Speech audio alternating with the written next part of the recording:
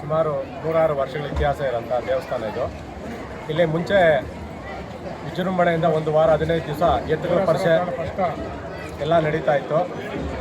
ಬರ್ತಾ ಬರ್ತಾ ಎತ್ತುಗಳ ಪರಿಷೆ ಎಲ್ಲ ಕಾಲಕ್ರಮೇಣ ನಿಂತೋಯ್ತು. ಈಗ ಯುಗಾದಿ ಮುಗಿದ ಮುಂದಿನ ಮಂಗಳವಾರ ಅಮ್ಮನವ್ರಿಗೆ ಜಾತ್ರಾ ಮಹೋತ್ಸವ ಮಾಡ್ತೀವಿ. ಅದಾದ ಮೇಲೆ ಬರೋ ಹುಣ್ಣಿಮೆಗೆ ರಥೋತ್ಸವ ಗಂಗಾದೇವಿ ತೇರನ್ನು ಮಾಡ್ತಾಯಿದ್ದೀವಿ. ತೇರು ದಿವಸ ಬೆಳಗ್ಗೆ 6 ಗಂಟೆಗೆ ಪೂಜಾ ಕೈಂಕರ್ಯಗಳು ಸ್ಟಾರ್ಟ್ ಆಗುತ್ತೆ. ಮಧ್ಯಾಹ್ನ ರಥೋತ್ಸವಕ್ಕೆ ಚಾಲನೆ ಕೊಡ್ತೀವಿ, ಮತ್ತು ಮಡಕ್ತೇರು ಅಂತ ಮಾಡ್ತೀವಿ. ಸಾಯಂಕಾಲ 4:15ಗೆ ಶುರು ಮಾಡಿ 6 ಗಂಟೆಗೆ ರಥೋತ್ಸವ ಮುಗಿಯುತ್ತೆ.